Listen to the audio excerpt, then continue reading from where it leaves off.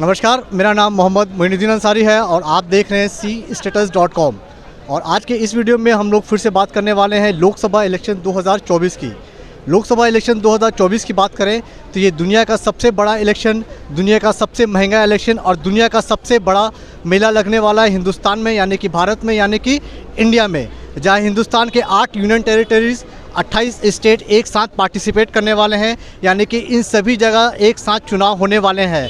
और उससे हैरान करने वाली बात यहाँ पर यह है कि यहाँ का हर एक स्टेट, हर एक यूनियन टेरिटरीज़ कितने यूरोपियन कंट्री से बड़ी है। इसलिए आपको क्या लगता है इस बार 2024 में क्या हो सकता है? इस बार किसको आप देख रहे हैं प्रधानमंत्री के तौर पर? इस बार फिर से तो मोदी, थोड़ा सा जोर से बोलेंगे। मोदी जी को ही देख रहे हैं। मोदी जी को ही देख रहे हैं, ऐसा क्यों? ऐसा क्योंकि जैसा माहौल है, लोग जो चीज़ों को देख रहे हैं, लोगों के माहौल के हिसाब से हम बोल रहे हैं। लोगों के माहौल के हिसाब से आपको लगता है कि नरेंद्र मोदी जी आप आ सकते हैं? आप वोट जिसको भी दें, कोई मतलब नहीं है। और दूसरा मेरा आपसे ये सवाल है कि साल 2007 को अगर आप देखें तो साल 2007 में बीजेपी को, यानी कि भारतीय जनता पार्टी को 7.5 करोड़ के लोग लगभग वोट मिले थे। उसके बाद साल 2014 अगर देखें तो साल 2014 में प्रधानमंत्री नरेंद्र मोदी और भारतीय जनता पार्टी को 17.5 करोड़ के लगभग वोट मिले थे, यानी कि 10 करोड़ का इजाफा हुआ था। फिर साल 2000 हम लोग अगर 19 में अगर हम लोग जाएंगे तो साल 2019 में 21 करोड़ के लगभग उनको वोट मिले थे। अभी भारतीय जनता पार्टी के जो टारगेट है लगभग 30 करोड़ वोट आने का उनको लग सकता है कि 30 करोड़ वोट आ सकता है। अगर 70 से 80% भी अगर वो अपना स्ट्राइक रेट रखते हैं तो 25 से 26 करोड़ वोट हो सकता है कि भारतीय जनता पार्टी को मिल सकता है। आपको लगता है कि अगर 26 से 27 करोड़ वोट मिला तो हो सकता है ये 300 साढ़े 300 सीट पर जा सकता है? क्या ये हो सकता है? आपको क्या लगता है? डिफिनिट है एकदम। क्या बोलिए? जाएगा मतलब 350 आसपास सीट हो सकता है कि मिल सकती है भारतीय जनता पार्टी को। और दूसरा मेरा सवाल, आपको ये लगता है कि भारतीय जनता पार्टी तो अपना इलेक्शन कैंपेन आज से ही शुरू कर दी है, लेकिन इसके अलावा राहुल गांधी भारत जोड़ो यात्रा जो निकाल रहे थे, एक तरफ अगर राहुल गांधी की बात करें कांग्रेस पार्टी की तो साल 2009, साल 2014, साल 2019 में लगभग उनको 12 करोड़ वोट के ही आसपास उनको मिलता ही है। तो आपको नहीं लगता है कि भारतीय जनता पार्टी को इससे किसी बात का मतलब परेशानी नहीं होना चाहिए? नहीं, देखिए, मैं ये मानता हूँ कि पहले भी इलेक्शंस में हमेशा कोएलिशन गवर्नमेंट होती थी मोदी जी के, मतलब 2014 से पहले।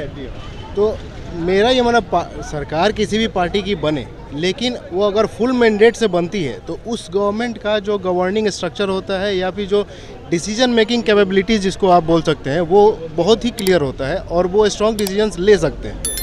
कोएलिशन गवर्नमेंट्स में ऐसा नहीं होता, डिसीजंस डिले होते हैं और अननेसेसरीली प्रोसेस जो है और डिले किया जाता है, मतलब बहुत सा गठबंधन धर्म जिसको हम लोग बोल सकते हैं। एग्जैक्टली, उसी के चलते तो मेरा ये मानना है, मैं बीजेपी इसलिए बोल रहा हूँ क्योंकि उनके ही फुल मैंडेट में आने के चांसेस हैं। मतलब आपको लग रहा है कि 25 से 26 करोड़ अभी जो वोट है उनका टारगेट है, ये अचीव कर सकती है? एग्जैक्टली कर सकती है। मेरा आपसे ये सवाल है कि साल 2024 में जैसे कि प्रधानमंत्री अगर 25 से 26 करोड़ उनको वोट मिल जाता है, इसके अलावा और आप किसको देखते हैं कि प्रधानमंत्री के तौर पर उनके सबसे बड़ा कॉम्पिटिटर कौन है? किसको मानते हैं? अभी तो राहुल गांधी, ऑब्वियसली राहुल गांधी। ममता बनर्जी? ममता बनर्जी अभी नेशनल फिगर पे मुझे नहीं लगता, जिस तरह से राहुल गांधी हैं उतने नेशनल फिगर पे उनको, मुझे उसमें थोड़ा कॉन्फिडेंस नहीं है।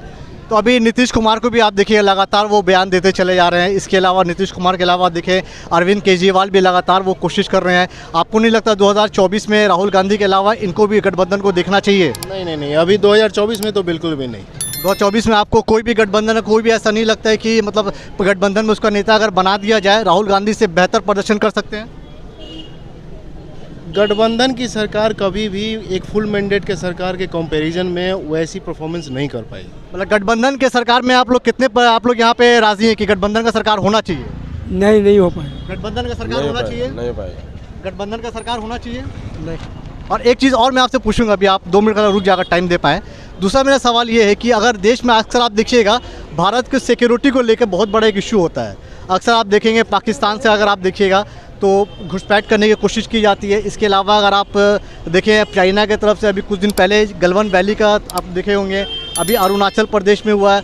तो बॉर्डर की सिक्योरिटी को अगर आप देखें तो कौन सी पार्टी आपको लगता है कि मतलब भारत देश मतलब उसकी सिक्योरिटी काफ़ी ज़्यादा स्ट्रांग है? लेकिन मेरा पॉइंट यहाँ फिर सेम है, यहाँ पार्टी से मुझे प्रॉब्लम नहीं है। नहीं कोई दिक्कत नहीं, आप यहाँ कौन बस लगता है? हाँ नहीं, मैं पार्टी स्पेसिफिक अगर आप पूछेंगे तो नहीं, मैं ठीक है, मैं मतलब उसमें किसके क्लियर लिए नहीं आपको बोलता ज़्यादा हूँ। वो मेरा लगता है? बस वही मतलब है, फुल मैंडेट की गवर्नमेंट हो, वो इस टाइप के डिसीजंस वो इजीली हैंडल कर सकते हैं। अगर गवर्नमेंट सही है तो वो सिक्योरिटी का भी मुझे लगता है कोई चाहे कोई भी पार्टी हो, कांग्रेस पार्टी हो या भारतीय जनता पार्टी की हो, सिक्योरिटी के इशू पे हम लोग सब पार्टी हमारे लिए एक है। उसमें उसमें कोई कंपैरिजन। और दूसरी चीज़ मेरा यह पूछना है कि महंगाई लोग के आपके लिए सबसे बड़ा मुद्दा क्या है? महंगाई है, बेरोजगारी है। अब महंगाई बेरोजगारी तो मुद्दा है, वो ऑब्वियसली एक मेन मुद्दा है हर इलेक्शन, और ये कोई नया नहीं है, हमेशा से ये मुद्दा रहा है अभी भी। और क्योंकि हमारा जनरेशन पॉपुलेशन इतना वाइड है कि, और डाइवर्सिटी इतना वाइड है कि हम एक शॉट में एक डिसीजन से हर किसी का डिमांड हम कैटर नहीं कर सकते।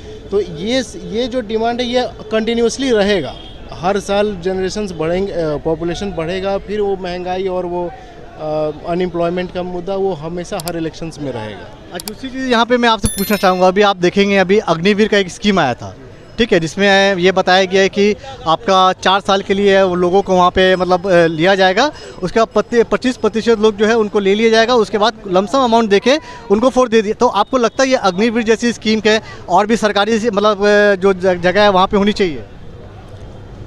देखिए, जहाँ कुछ भी नहीं है वहाँ के लिए तो मुझे लगता है ये ठीक है, एटलीस्ट ये थोड़े टाइम के लिए ही सही, एक माइंडसेट जो है वो चेंज होगा लोगों का। अगर 4 साल के लिए या 5 साल के लिए अगर वो एक एम्प्लॉयड जॉब में रहेंगे, एक काम को फोकस करेंगे, उनको एक अर्निंग मिलेगी, उससे उनका हैबिट थोड़ा इम्प्रूव होगा। वो बाद में निकल जाएंगे या कॉन्ट्रैक्ट बेसिस पे, हो सकता है आगे चल के उसी में से कुछ लोगों को आगे की किसी सर्विस में ले भी लिया जाए। तो ये लगता है ये सही है? मतलब आप ये कह लें कि इसको आप टेम्पररी एक रिलीफ के तौर पर देखें। अगर ज़्यादा लाखों लोगों को अगर नहीं मिल रहा है, एटलीस्ट कुछ लोगों को भी मिल रहा है, तो ये बुरी बात नहीं है। तो भारत उन देशों में से था जो सबसे पहले अपना राहत का सामान वहाँ पे लेके गया था, इसको आप किस तरीके से देखते हैं? नहीं, सही है, उसमें इंटरनेशनल फिगर में हम लोग कोविड के टाइम में भी बहुत सारा हम लोग ये हेल्प किए हैं, बहुत सारे कंट्रीज़ को मेडिसिन वगैरह सप्लाई किए हैं, तो उसमें कोई वो तो अच्छी बात है, हम किसी को हेल्प कर पा रहे हैं वो अच्छी बात है। और उससे आपको एक टर्की और एक वहाँ एक आइलैंड है साइप्रस, जी हाँ, साइप्रस, तो उनका जो कॉन्फ्लिक्ट हमारे, क्योंकि वो हमारे नेबरहुड डिसीजंस में टर्की उतना फेवर नहीं करता है, तो लेकिन हम लोगों ने देखा कि टर्की हमेशा आए दिन अगर हम लोग देखें तो भारत के अगेंस्ट में ही उनका बयान था। लेकिन उसके अलावा भी अगर भारतीय जनता पार्टी की अगर छोड़ दे, अगर सरकार की हम लोग बात करें तो सबसे पहला देश था जहाँ वो अपना वो राहत कर्मी लेके गए, तो हमारे देश के लिए और अच्छी बात है। इससे आपको लगता है कि भारत की तस्वीर पूरे दुनिया में और मजबूत के तौर पर होगी? हाँ जी, बिल्कुल होगी, और इससे और भी हमारे नेबरिंग कंट्रीज से जो रिलेशंस है वो भी इम्प्रूव होंगे। और उसके बाद मैं अगर बताऊं आपको, तो अभी आपका 2-3 दिन पहले एक और चीज़ और हुआ था कि इतिहास के सबसे बड़ा एविएशन ऑर्डर, यानी कि आपका एयर इंडिया है, वो 470 विमान का इन्होंने ऑर्डर दिया था। ये पूरा दुनिया जब कि कोविड की मार से झेल रहा है, इस बिटवीन सबसे बड़ा ये ऑर्डर माना जाता है। इसके बाद बाइडन की तरफ से बयान आया, फिर यूके की तरफ से बयान आया, ये उनके देश में लाखों नौकरियां उपलब्ध करवाएगी। ये तो हमारे देश के लिए तो बहुत ही गर्व की बात है। इसमें क्या कहते हैं आप?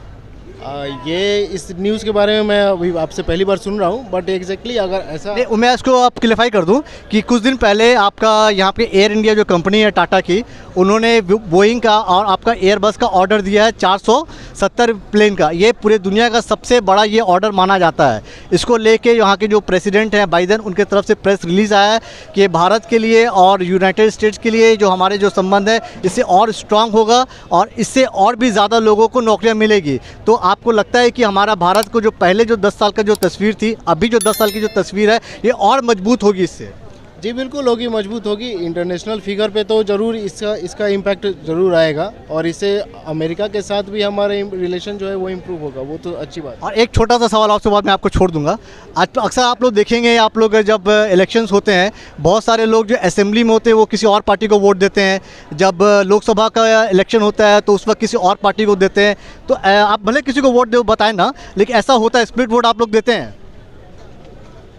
स्प्लिट वोट मतलब कि जैसे कि असेंबली में हम लोगों ने एक पार्टी को दिया, लोकसभा में एक पार्टी को दे दिया, या काउंसिलिंग में एक किसी और पार्टी को दे दिया। ये सही भी है, ये सही भी है, ये सही है। हमको हमारा लोकल लीडर वो हमारे लिए है।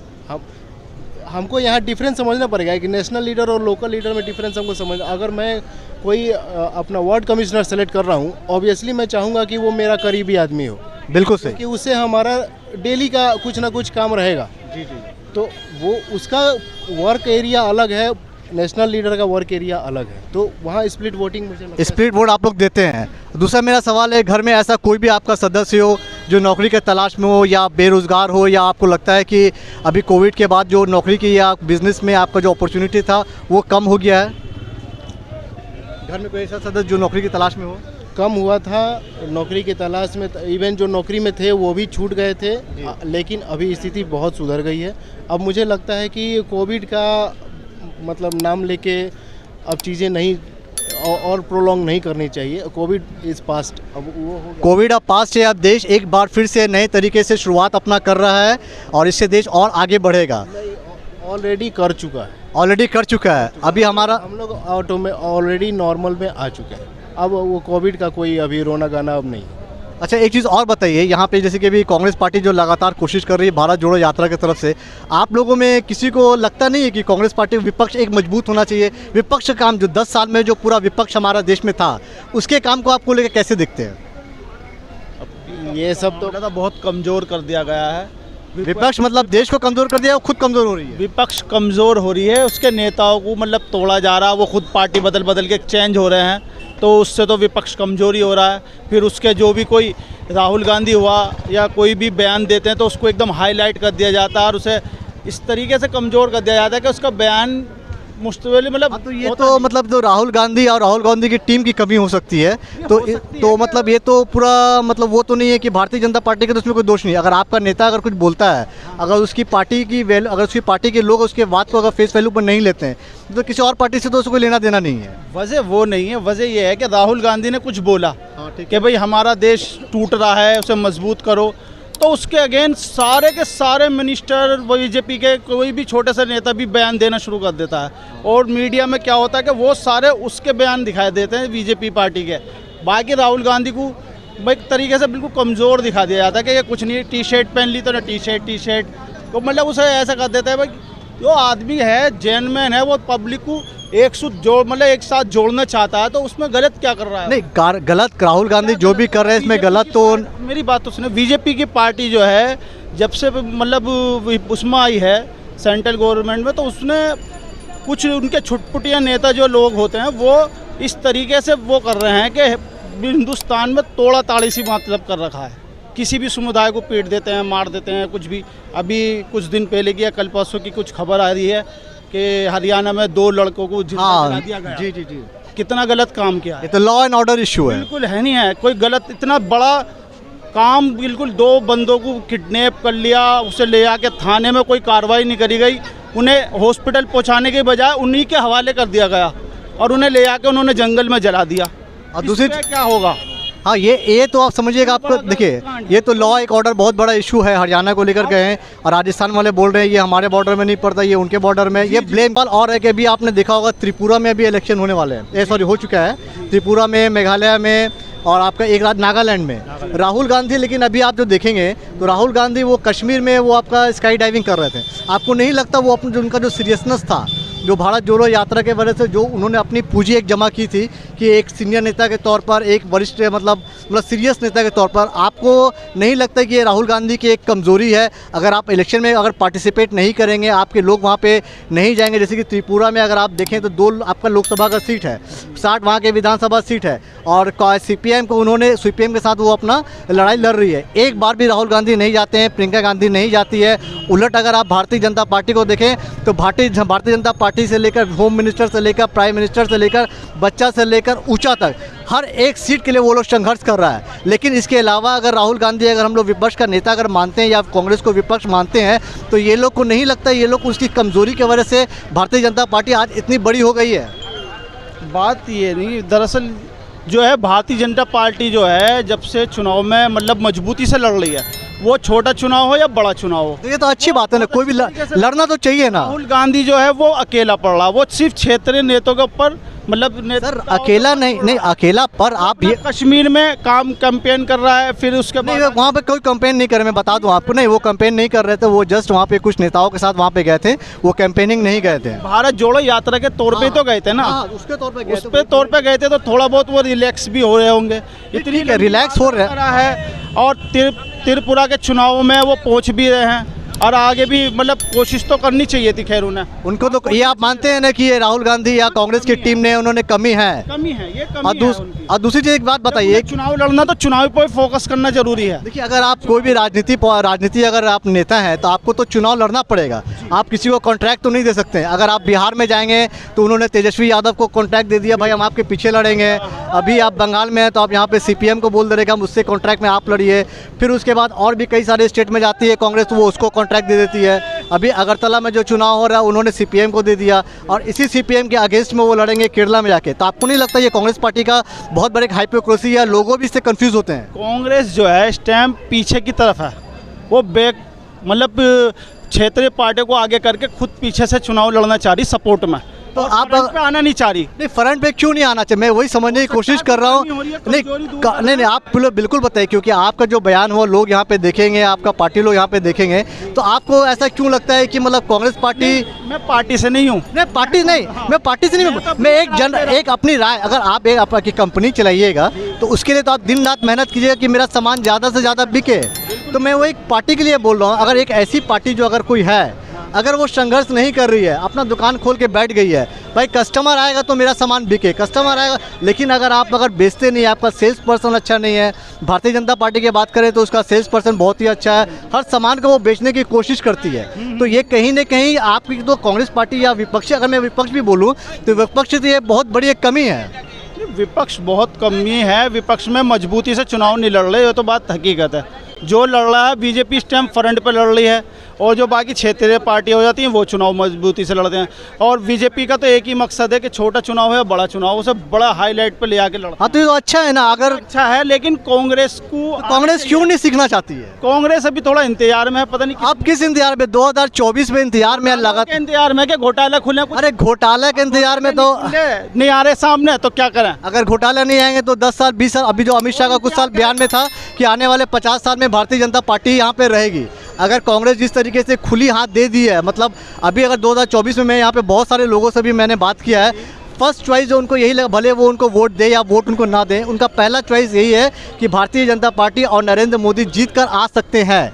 पहला चॉइस उनका ये बता रहा है। अब बहुत कम ऐसे नेता हैं जिसको लग रहा है कि आपका राहुल गांधी या कांग्रेस पार्टी एक अच्छी विपक्ष के तौर पे लड़ेगी। दूसरी चीज़ एक और आपको इन्फॉर्मेशन दूं, ऐसे कई सारी स्टेट है जहां पे भारतीय जनता पार्टी है जो वहां पे 100 में 100 सीट लाने की कोशिश कर रही है। यानी कि अगर गुजरात में बात करें तो 26 के 26 सीटें उसके पास है, अगरतला में। लेकिन कांग्रेस अगर देखिएगा, कांग्रेस अपना खाता खोलने के लिए लड़ाई कर रही है। दोनों में कितना, अगर मैं गलत बोलूँगा तो कोई टोकिएगा, ठीक है, कांग्रेस जो है से अपना खाता खोलने के लिए लड़ाई कर रही है, और आपका भारतीय जनता पार्टी है 100 में 100 सीट लाने के लिए संघर्ष कर रही है, हिम्मत कर रही है। वो जो चाह रही है कि एक सीट भी है तो वो भी हमारी हो, हकीकत बात है। बीजेपी ये चाह रही है, और हो भी रहा है, कोई शक नहीं है। आदमी को काम नजर आ रहा है। किसका काम नजर आ रहा है? सरकार का काम नजर आ रहा है जी। सरकार देखा इतना बड़ा कोविड जो 3 साल 2 साल जो गुजरा हुआ है, अपना पड़ोसी के श्रीलंका को लीजिए, अपना पड़ोसी बांग्लादेश पाकिस्तान को लीजिए, अपना पड़ोसी थोड़ा जोर से बोलिए। अपना पड़ोसी और सब स्टेट देख लीजिए, और सब कंट्री से अभी इतना बड़ा जो हमारा देश का जो 140 करोड़ का जो संख्या है, इसको संभाल के रखना एक मामूली सी बात नहीं। एक मजबूत नेता होगा तभी हमारे देश की जो आबादी है 140 करोड़ और इतने विभिन्न जो लोग हैं या पार्टी है, इस चीज़ को आदमी को नज़र में आ रहा है। जो भी दे सरकार तो आदमी को 80 करोड़ आदमी को कुछ तो खाना दिया, मरने तो नहीं छोड़ दिया। कैमरा में देख के बोलिए, कैमरा में देख के बोलिए। वही बात है, समझे ना। और हम लोग उतना राजनीति। आपका नाम क्या है? विजय साहब। क्या करते हैं? बिजनेस। क्या चीज़ का बिजनेस आपका? आलू प्याज। पहले से आपका जो दाम अभी बढ़ रहा है, अभी कस्टमर मिल रही है आपको? हाँ, कस्टमर मिल रही है। पहले भी तो मिल रही थी। हाँ। अभी और पहले में क्या फ़र्क है? कोई ज़्यादा फर्क नहीं। कुछ ज़्यादा फर्क नहीं है। लेकिन आपको लगता है कि अगर 2024 में अगर हम पूछें तो आपको क्या लगता है कौन जीत के आ सकता है? नहीं तो नॉर्मल है, बोले ना, इस आदमी भारत देश का आदमी देख रहा है स्पष्ट, क्योंकि एक कोलिशन सरकार है, एक माइनॉरिटी वाला सरकार का। कोलिशन सरकार को आप लोग को देखना नहीं चाहते हैं? कोalition सरकार को देखना चाहते हैं? मतलब जो मौजूदा सरकार, नहीं नहीं, मौजूदा नहीं, कोalition यानी 4-5 अगर पूरा विपक्ष को नेता मिलके अगर वो सरकार बना लेते, यानी एक गठबंधन जिसको बोलते हैं, गठबंधन सरकार। गठबंधन सरकार को आप लोग देखना मांगते हैं? गठबंधन सरकार में तो कोई फायदा नहीं है, क्योंकि कोई काम करने को होगा उसी की टांग पकड़ के खींच लेंगे, वो गिरा देंगे, कोई फायदा। विपक्ष भी होना बहुत जरूरी है। तो विपक्ष में आप किसको मानते हैं बहुत अच्छा काम कर सकती है विपक्ष? आपके लिए कुछ लगता है कोई ऐसा कोई पार्टी है? इंटरनेशनल पार्टी तो कांग्रेस ही है, बीजेपी हो गई, और अब तीसरे नंबर पर आ रहा है केजरीवाल अभी हाल ही में मतलब वो उन्होंने नेशनल पार्टी है, लेकिन अभी टाइम लगेगा उन्हें आने में, लेकिन कांग्रेस ही है विपक्ष और कोई। लेकिन आपको लगता है कि बहुत सारे कांग्रेस के जो प्रवक्ता हैं वो कहते हैं कि 250 सीट में डायरेक्ट फाइट कांग्रेस पार्टी ही दे सकती है, यानी कि और भी जो पार्टी है उनको डराने की कोशिश है कि हम सबसे बड़े हैं। आपको नहीं लगता अगर ये 250 सीटों पर अगर डायरेक्ट बीजेपी से अगर कांग्रेस पार्टी लड़ती है तो ये कहीं ना कहीं आपको ऐसा हो जाएगा कि ये मतलब बीजेपी के लिए और फायदा हो जाएगा? बीजेपी के लिए तो फायदा है, बीजेपी अकेली पार्टी लड़ रही है, वो मतलब आगे सामने लड़ते हैं तो आपस में वोट बढ़ती है कटती है। अब बीजेपी का जो वोट बैंक है वो मजबूत होता जा रहा है, इसमें शक नहीं है, कुछ इसमें शक नहीं है बिल्कुल भी, क्योंकि आपका नाम? जो इसे राजेंद्र चौधरी। जिसे वोट देनी वो बीजेपी को वोट देता ही देता है। कुछ वजह से वोट कट सकता है लेकिन नहीं कट पा रहा, क्योंकि कांग्रेस सामने मजबूती से नहीं खड़ा हो पा रही। मतलब आपको लगता है कि कांग्रेस जितना कमज़ोर होगी उसी का ये नतीजा है कि आज भारतीय जनता पार्टी हो सकता है 300 से 350 सीट जीत सकती है? जीतने और हारना तो खैर जब भी वक्त ही बताएगा, और अभी तो टाइम है काफ़ी, ऐसा नहीं अभी कि एक साल है, अभी तो देखिए अभी 1 साल टाइम है, लेकिन बीजेपी ने अपना पूरा होमवर्क और अपना काम करना पूरा तरीके से स्टार्ट कर दिया है। और इसके अलावा आपका नाम क्या है? राजा साहब। क्या राजा साहब क्या करते हैं आप? यही तो शारदा में रहते हैं। शारदा में रहते हैं। क्या लगता है 2024 में मतलब कौन जीत के आ सकता है? बीजेपी, भारतीय जनता पार्टी जीत के आ सकती है। आपको लगता है कि साल 2009 में उनको जो वोट मिला था, साल 2014 में जो वोट मिला था, अभी जो उनका टारगेट है साल 2024 में उनका टारगेट है लगभग 30 करोड़ वोट उनको टारगेट है। अगर 26 से 27 करोड़ भी अगर वोट उनको मिलती है तो कहीं ना कहीं ये 350 सीट के आसपास पहुंच जाएगी। सिर्फ बीजेपी की मैं बात कर रहा हूँ, तो क्या ये पॉसिबल है? हाँ है पॉसिबल। मतलब कैसे है, मतलब पॉसिबल कैसे, मतलब क्योंकि विपक्ष इतना कमज़ोर इसलिए पॉसिबल है, या बीजेपी बहुत ज़्यादा अच्छा काम कर रही है इसलिए पॉसिबल है? जिसे कर देखिए, जो जैसे अच्छा काम करेगा वो जीतेगा। हाँ जाओ, अच्छा काम ये जीतना चाहिए। जिसे इस कलकत्ता में तृणमूल दीदी, हाँ दीदी के बारे में आपने बोला कि जिस तरीके से बीजेपी को यहाँ पे जिस तरीके से उन्होंने माहौल कोशिश की, लेकिन वो ऐसी एक महिला है ममता बनर्जी ज़मीन से जुड़ी हुई, जिसके खिलाफ भारतीय जनता पार्टी के इतना बड़ा तामझाम सब कुछ खत्म। लेकिन एक बात साबित होती है, जो नेता ज़मीन से जुड़ा हुआ है और जो नेता पब्लिक से जुड़ा हुआ है, जो हर खुशी उसके गम में उसके साथ है, भले आप पैसे से भी उस चीज़ को आप नहीं खरीद सकते हैं और नहीं आप उसको कन्वर्ट कर सकते हैं जीत में। ये ममता बनर्जी ने दिखाया है भारतीय जनता पार्टी को आईना कि भी हो गई और केजरीवाल भी हो गया, उनने भी अपने दिल्ली में पानी पिलाया है। पंजाब में तुम्हारे केजरीवाल ने हुआ, पतेरी वोट जीत के आए हैं। क्षेत्रीय पार्टियों को तो बीजेपी आसानी से हरा नहीं सकती। तेजस्वी यादव हो गए, नीतीश कुमार जी हो गए, उनकी पार्टियों को नहीं हिला पाए। ऐसी बम्बई में, महाराष्ट्र में उदय ठाकरे आ गए। उदित ठाकरे में आपने अच्छा बात छेड़ा। अभी आपने सुना होगा कल एक न्यूज़ आई थी, चिन्ह चला गया। तो आपको लगता है कि ये मतलब अभी जो भारतीय जनता पार्टी की जो ताकत है, इसके खिलाफ कुछ भी होगा, अगर कोई जाता है नेता तो उसी का ये नतीजा भी ये लोग बोल रहे हैं कि हम सुप्रीम कोर्ट में जाएंगे, तो सुप्रीम कोर्ट में फिर 2 साल 3 साल जो उनका चलता, जो केस आप जानते हैं सभी का चलता चला जाता है केस। लेकिन अभी फ़िलहाल जो मैं अगर बात करूं तो अभी तो शिवसेना बहुत ही कमज़ोर हो गया। अभी ना ही उनके पास सिंबल है और ना ही एक चीज़ और दर्शाता है कि बहुत सारे वहाँ जो नेता थे वो ये कह रहे थे कि भाई नहीं थे, उनके लिए बहुत बड़ा झटका है। कहीं ना कहीं अगर कोई नेता ये समझता है कि जो जनता है वो हमारी बकौती है, यानी हम कुछ करें ना करें हमारे बाप दादा के नाम पर हमें वोट मिलेगा, तो आज वो चीज़ नहीं होने वाली। इस बात को मानते हैं? नहीं मानते तो हैं, लेकिन उदय ठाकरे जो है उनके बाला साहब ठाकरे साहब थे, उन्होंने पार्टी को मजबूत करा था, वही उसका चुनाव चिन्ह के भी मालिक थे। लेकिन आज उनके बेटे से ही चुनाव चिन्ह छीन लिया, तो ये बीजेपी की ताकत ही तो है। नहीं यहाँ पे देखिए, अभी देखिए, नहीं एक से छीना गया, उसको छीना नहीं गया, जो रूल है। मैं एक चीज़ बताऊँ, अभी कोर्ट का फैसला नहीं आया है। ये जो आपका इलेक्शन कमीशन है उसने फैसला ये किया है कि ये जो फिलहाल जो चिन्ह है ये शिवसेना को जाएगा। मेरा मकान है, मेरे बाप दादा ने बनाया है, और कोई दूसरा आके उस घर में किराए पे घुस जाए तो वो उसका हो जाएगा। तो ये शर्मिंदा किसको होना चाहिए, उद्धव ठाकरे को होना चाहिए या मतलब उनकी टीम को ये होना तो चाहिए? पता नहीं क्या बात हुई कि भाई उनका चुनाव चिन्ह उनसे छिन गया। कमाल की बात है, ये तो सोचने की बात है। बीजेपी की ताकत है। नहीं, अगर मान लीजिए अगर ये अभी इन्होंने कहा है कि हम क्या बोलते हैं हाई कोर्ट में जाएंगे, फिर सुप्रीम कोर्ट में जाएंगे, तो ये तो फिर साबित होगा, फिर ये तो लंबा प्रोसेस है। ये प्रोसेस हो गया, 3-4 साल की कहानी। अब ये 3-4 साल कहानी हो गई, लेकिन इलेक्शन तो अभी 2024 में, अगर उद्धव ठाकरे अगर 2000 लास्ट जो महाराष्ट्र का जो इलेक्शन हुआ था उस वक्त अगर ये मान लीजिए अगर बीजेपी के साथ हाथ मिला लेती तो ऐसा दिन तो देखना नहीं पड़ता। दिन देखना तो नहीं पड़ता, लेकिन हो सकता है उद्धव ठाकरे नहीं समझ पाए हो, बीजेपी को नहीं चाह रहे उनके साथ आना। बहुत सारे ये लोग कहना है कि हमारा वेस्ट बंगाल का हो गए वोटर, ये बीजेपी को नहीं पसंद करता, ममता बनर्जी को पसंद करता। अगर ममता बनर्जी बीजेपी से हाथ मिला के चुनाव लड़ने लगे तो ना देवे वोट इनको। हाँ, लगा उनका भी वोट वहाँ से खिसक के परे को भग गया, तो इसी वजह से उन्होंने भी नहीं चाहा कि बीजेपी के साथ मिलकर चुनाव लड़ा। तो लेकिन हमने तो कहा आज से अगर हम लोग देखें तो ऐसा पहले कभी नहीं हुआ है कि लोग पार्टी छोड़ कर जाते थे, लेकिन इस बार जो उद्धव ठाकरे के लिए तो कहीं ना कहीं उनके सेल्फ प्रेस्टीज की भी बात है कि एक तो अगर विधायक छोड़ के जाता तो जाता, लेकिन उसके अलावा क्या हुआ है, विधायक के अलावा हुआ कि उनका पार्टी का सिंबल भी चला गया है। अभी यहाँ पे वो लोगों का अब ये कहना है जो प्रॉपर्टी है शिवसेना के नाम पर, जो पार्टी का सिंबल है उसके नाम पर बहुत सारी बॉम्बे में प्रॉपर्टी, अब उस पर भी आफत है। ये आफत तो है, जब उसका जो मतलब उनका मालिकाना हक है वो उनके हाथ से जाएगा तो कमजोरी होगी वो पार्टी। लेकिन उद्धव ठाकरे को कमज़ोर आंकना बीजेपी के लिए नुकसानदायक होगा, क्योंकि आने वाले चुनाव में उद्धव ठाकरे ताकत के साथ चुनाव लड़ेगा, गारंटी के साथ। तो ये क्या महाविकास अघाड़ी के साथ वो लड़ेंगे? किसी के भी साथ लड़ सकते हैं, कोई भी गठबंधन कर सकते हैं, जो पहले थे या कुछ नए क्षेत्रीय दलों के साथ लड़ सकते हैं, लेकिन टक्कर में लड़ेंगे।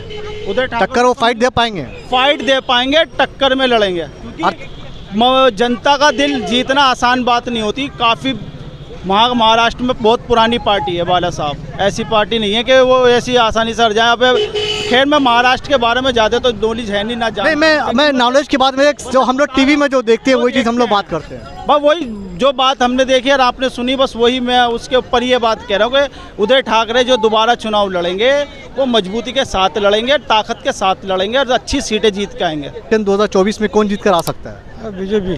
भारतीय जनता पार्टी आपको लग रहा है कि जीत कर आ सकती है? तो मान लीजिए अगर 2000 हम लोग 19 के 7 की बात करें, 2014 की बात करें, फिर उसके बाद 2019 की बात करें, तो लगातार भारतीय जनता पार्टी की जो सीटें हैं वो बढ़ती हुई चली गई है। अभी उनका जो टारगेट है लगभग 25 से 26 करोड़ वोट लाने का, आपको लगता है ये 25 से 26 करोड़ उनको वोट ला पाएगी? हाँ, बीजेपी। तो ये थी हमारी एक छोटी सी रिपोर्ट जुड़ी हुई लोकसभा इलेक्शन 2024 से। होप अगर आपको हमारी वीडियो की ये इन्फॉर्मेशन अच्छी लगे तो हमारे चैनल cstatus.com को ज़रूर लाइक करें और सब्सक्राइब करें। Thank you for now.